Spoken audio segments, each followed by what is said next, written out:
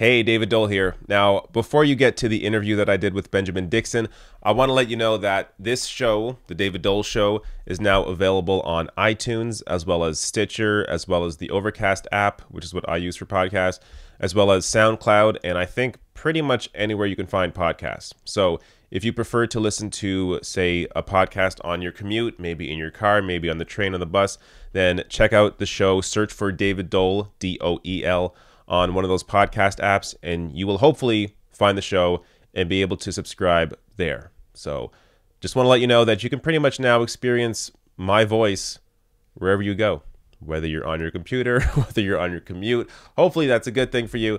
But otherwise, if you do download the podcast on one of those apps, hit, as well as hitting subscribe, hit the rating, give me a 5-star. I know you want to. And leave a review if you like it. All right, cool. Here's the interview I did with Benjamin Dixon. You're listening to The David Dole Show, News Talk 1010. Welcome back to The David Dole Show, your rational look at news, politics, and culture, right here on In-Depth Radio, News Talk 1010.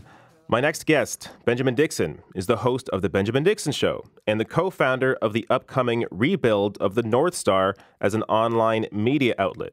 Ben, welcome to the show. David, thanks so much for having me, man.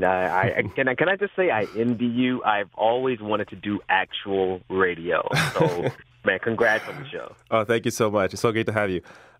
So before I get to some politics here, I really want to talk about this new venture you're starting with Sean King, the North Star. Yeah. Now, yeah. Canadians, I don't think we know our American history all that well, but okay. We may know about the North Star, which is a name that is at least partly rooted in the Underground Railroad, which, of course, Canada played a part in. Can you tell us a bit about what the North Star was and how you are aiming to sort of accomplish this relaunch? Yeah, so absolutely. The North Star is a legendary, even though it was brief in its existence, a legendary abolitionist newspaper started by Frederick Douglass and his partner, Dr. Martin Delany, in 1847.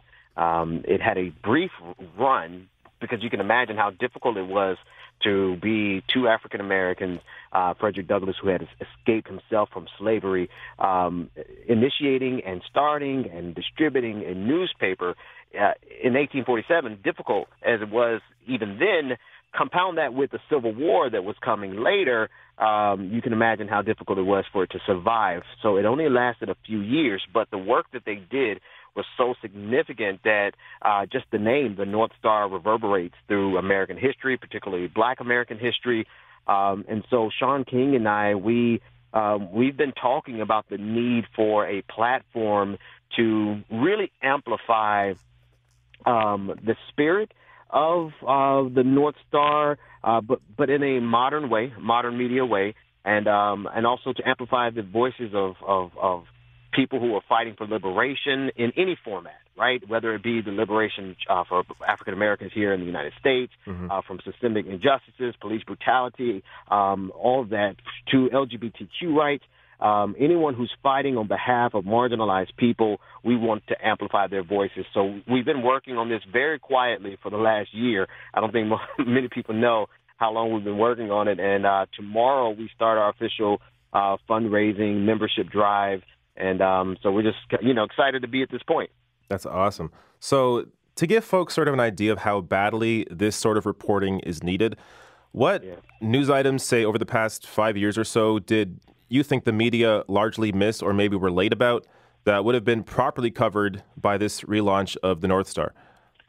Yeah, that's a fabulous question, man. So I think it's multifaceted, right? One of the problems that we know we have, particularly from the Black experience, and when I say the Black experience, I want to stress the progressive nature of the Black experience. Like just being Black in America almost is like a radicalizing experience. Don't get me wrong, we have some conservatives. We have some Black conservatives. But the overwhelming experience for Black Americans is one of progressivism because we've had to fight for progress.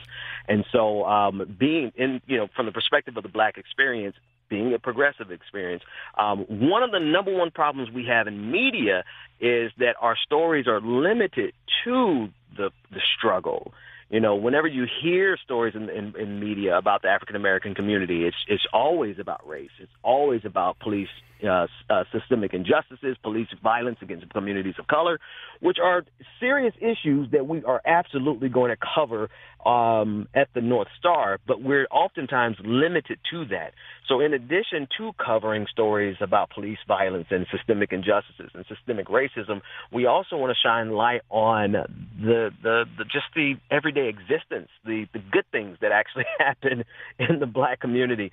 So I would say that's the number one area of our collective experiences that is not covered by the media, is the fact that, yes, we do have a fight, we do have a struggle, but we also have some amazing lives that are happening around us. So we're going to tell both the good stories, but we're also going to focus on the good and the bad. We have the holistic look of the Black experience. So that's just one angle of it. There's like probably 12 other things I could tell you, but I know we're on radio, we're on air, so I'll keep it short. No, it's okay. So you also said your next phase for the North Star is happening tomorrow. Yeah. Where can people find that? So tomorrow, don't go tonight. Go tomorrow. You can go tonight. It's fine.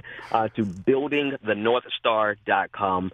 We're starting our membership drive, and we're doing this as, we're calling it grassroots media. And the reason we're calling it that is that because the North Star itself isn't going to take any venture capital money, even though we've had some presented to us. People want to invest. But we want to be funded by the people, and this is not cliche, right? But this is literally freeing us up. The more members we have, the more we can do, and we're only going to do what we can afford based on the number of members that we have.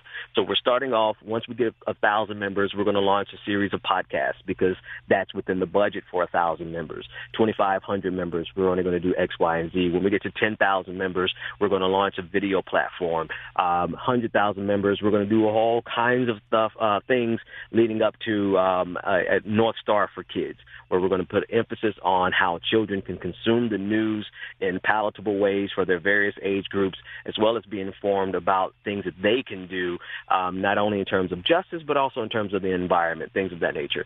So go to buildingthenorthstar.com and consider joining us in this grassroots media movement. Awesome. So I guess let's get to this governor race. Now, this is in your state of Georgia. Democratic candidate Stacey Abrams, I guess, sort of conceded, but not really. Not I don't really. know. Yeah. I mean, this election was stolen from her. So I talked a bit about this last week, but I want you to give people an overview of what exactly happened in this Georgia race.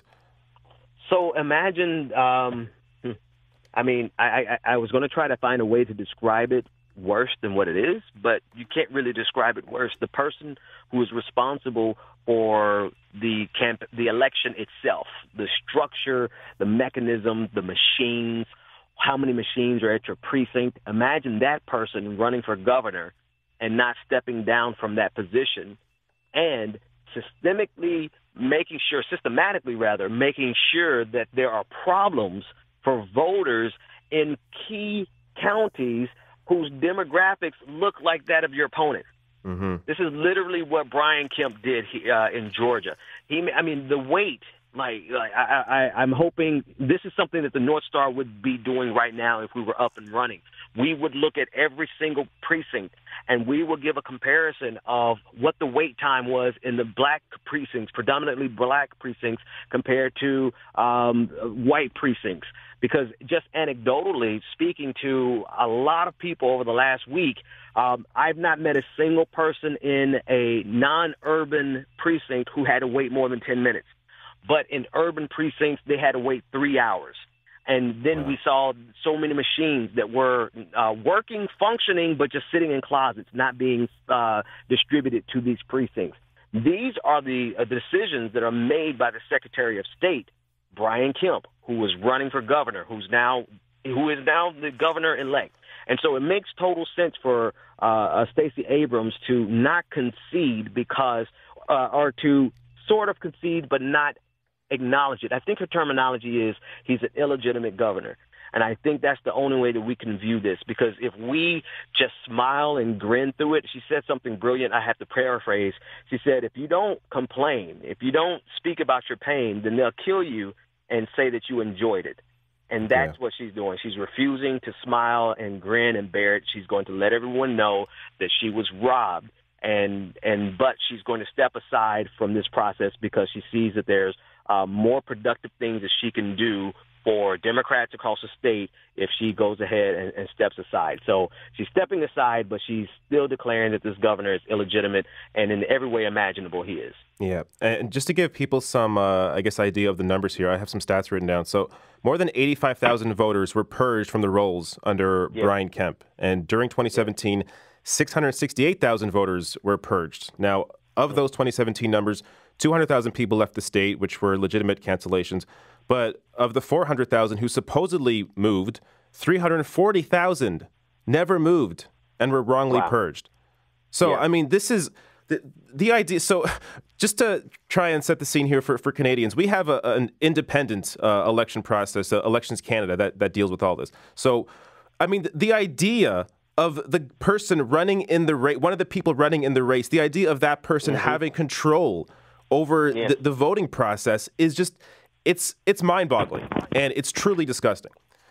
It's really, I mean, we talk about the banana republics, right? We talk about Vladimir Putin getting, 90% or whatever. You know, those are, I don't have that as a statistic in front of me. I'm just giving that anecdotally, right?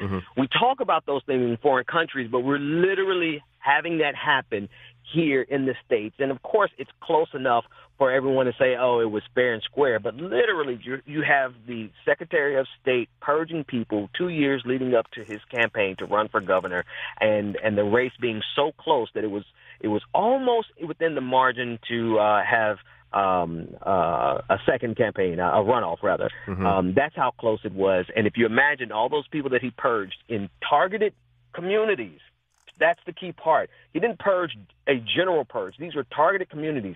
When we look at the difficulties of voting on election day, it was targeted communities. And you look at that and you see how close it was, you can't help but step back and say this Stacey Abrams was robbed. Yep, absolutely. Now, last question here. Maybe it's kind of fun, stupid, but I feel like I have to ask all my American guests this question. 2020, who would you want to see go up against Donald Trump? Oh man, honestly, I honestly don't know. I am still a supporter of Bernie Sanders. I still like Bernie in general. There's some specific details that, I wish I could sit down and talk to him about to make him a better candidate. I don't want to see Hillary Clinton run again, only because I just don't want to see it. It's just I don't want to relive 2016. Yeah. And for that same reason, I'm also, not really in favor of Bernie running again, even though I am a fan. I just want to put 2016 behind us. Because 2016 broke the brains of a lot of people, and they haven't recovered yet. So the further away we can get from the Bernie versus Hillary wars, the better America will be for it. Yep. So, Ben, where can people find your work? They can go to the BenjaminDixonShow.com, but coming up soon, they can just go to BuildingTheNorthStar.com and see even more work there. Awesome. Benjamin Dixon, the host of The Benjamin Dixon Show and the co-founder of the upcoming relaunch of the North Star. You can find them at BuildingTheNorthStar.com. Ben, thanks for joining me. Hey, thanks so much for having me, David. Take care.